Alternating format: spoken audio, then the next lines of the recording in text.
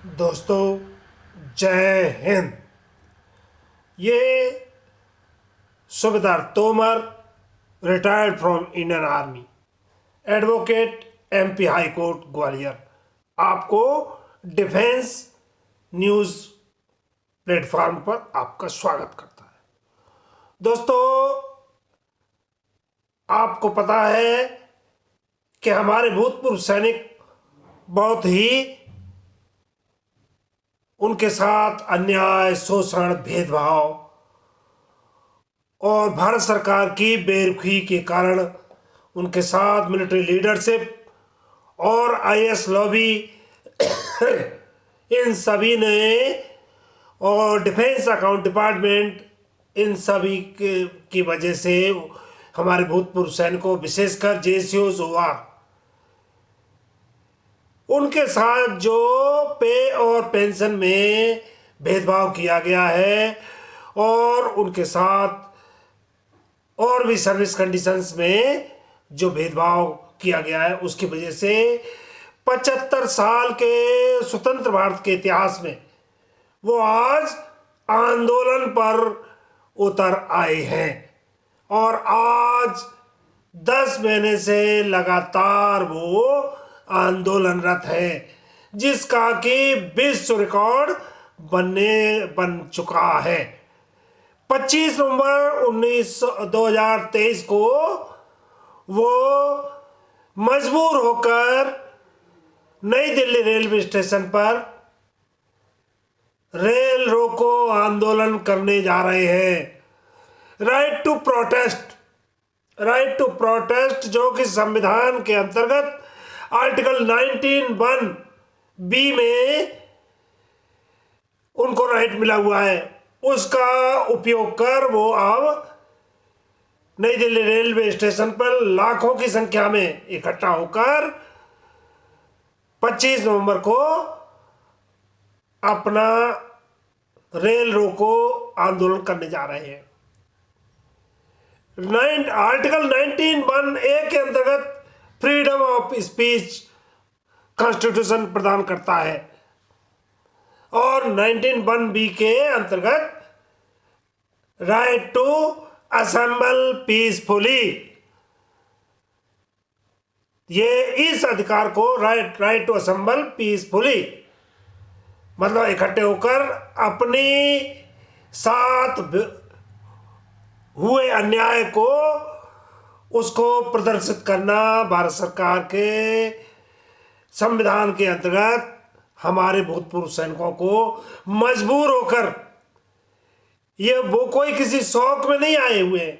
आज 25 नवंबर है तो आज के दिन वो 5 लाख की संख्या में पूरे भारत से नई दिल्ली रेलवे स्टेशन पर इकट्ठे हुए हैं और आज वो अपना पूरा शक्ति प्रदर्शन दिखाने जा रहे हैं भारत सरकार को कि आप की बेरुखी नीतियों से, आपके बेरुखेपन से आपको, सरकार को सैनिकों के साथ अन्याय और शोषण और उनके पे पेंशन में जो भेदभाव हुआ है उसको आप तुरंत सुधार कीजिए। उसमें सरकार के लिए कौन सा बड़ा काम है?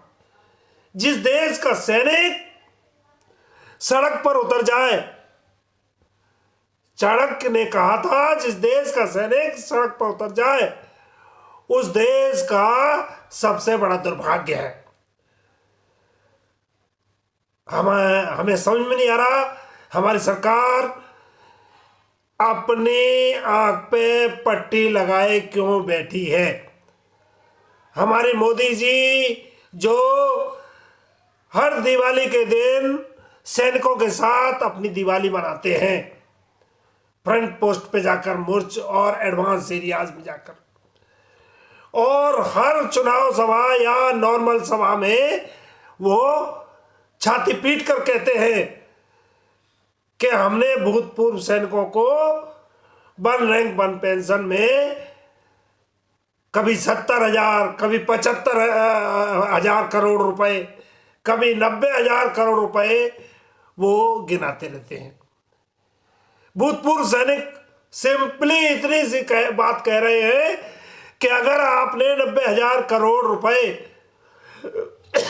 उनको दिए हैं, उनको आपने पेमेंट किया है, तो उसका ऑडिट करा दीजिए, उसको ऑडिट करा दीजिए, उसका वाइट पेपर लाइए कि वो पैसे अगर उनके खाते में तो गए नहीं है तो वो पैसे कहाँ गए।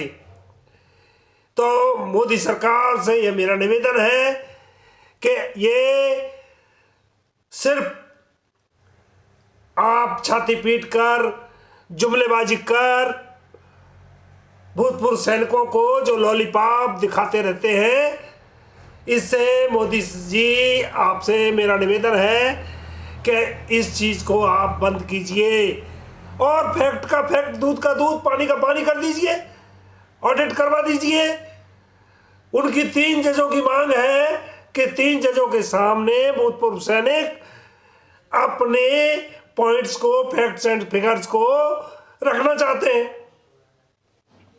वो 3 जज अपना उन सारी बातों पे अपना है ना, they will research, they will analyse कि what are the demands of ex-servicemen, what are the problems of ex-servicemen, and they will give their report to the government of India and say with facts, with logic कि भूतपूर्व सैनिक की जो demand है वो feasible नहीं है या उनमें कोई दम नहीं है। सिंपल सी डिमांड्स है भूतपूर्व सैनिक। वो ये भी नहीं कह रहे हैं कि और इस 3 जजों की कमेटी बिठाने में भारत सरकार को कोई फाइनेंशियल बर्डन नहीं है, इसमें कोई बहुत बड़ा फाइनेंशियल बर्डन नहीं होने जा रहा है जिससे कि भारत सरकार इस काम को करने में अपने आप को असमर्थ पा रही है। तो मैं ये समझ में नहीं आ रहा कि भारत सरकार एक छोटी सी समस्या को, भूतपूर्व सैनिकों की समस्या को, इसको पूरा करने में किस वजह से आईएएस लॉबी का प्रेशर है कि मिलिट्री लीडरशिप का प्रेशर है, इसके ऊपर किसका प्रेशर है।